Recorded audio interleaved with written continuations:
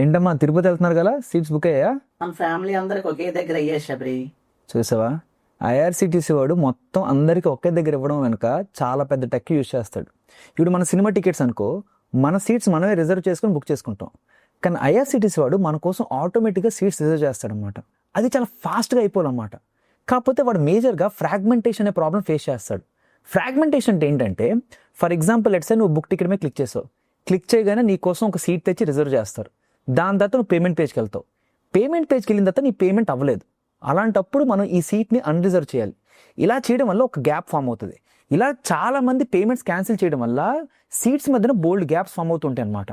ఇప్పుడు ఎవరైనా వచ్చి ఒక 3 సీట్స్ అడిగారు అనుకో, మన దగ్గర 3 సీట్స్ ఉన్నాయి కానీ వరుసగా ఇవ్వడానికి లేవన్నమాట.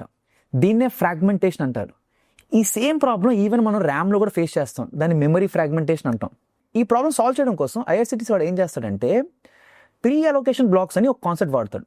ఇప్పుడు నీ దగ్గర ఒక 100 సీట్స్ ఉన్నాయనుకో, ఆ 100 సీట్స్ని డిస్ట్రిబ్యూట్ చేస్తాడు.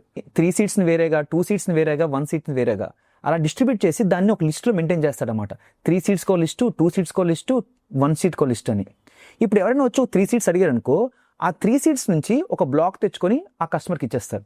ఇప్పుడు ఎవరైనా వచ్చి ఒక 2 సీట్స్ అడిగారు అనుకో, ఆ 2 సీట్స్ లిస్ట్ నుంచి ఒక బ్లాక్ తెచ్చుకొని కస్టమర్కి ఇచ్చేస్తారు.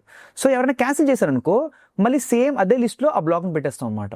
సో సేమ్ సైజ్ లిస్ట్లోని తీసి పెట్టడం వల్ల మనకి ఫ్రాగ్మెంటేషన్ ఎక్కువ ఉండదు అనమాట. సో దీనివల్ల మన ఫ్యామిలీ మొత్తానికి ఒకే దగ్గర టికెట్స్ దొరకడానికి ఛాన్స్ ఎక్కువ ఉంటుంది అనమాట.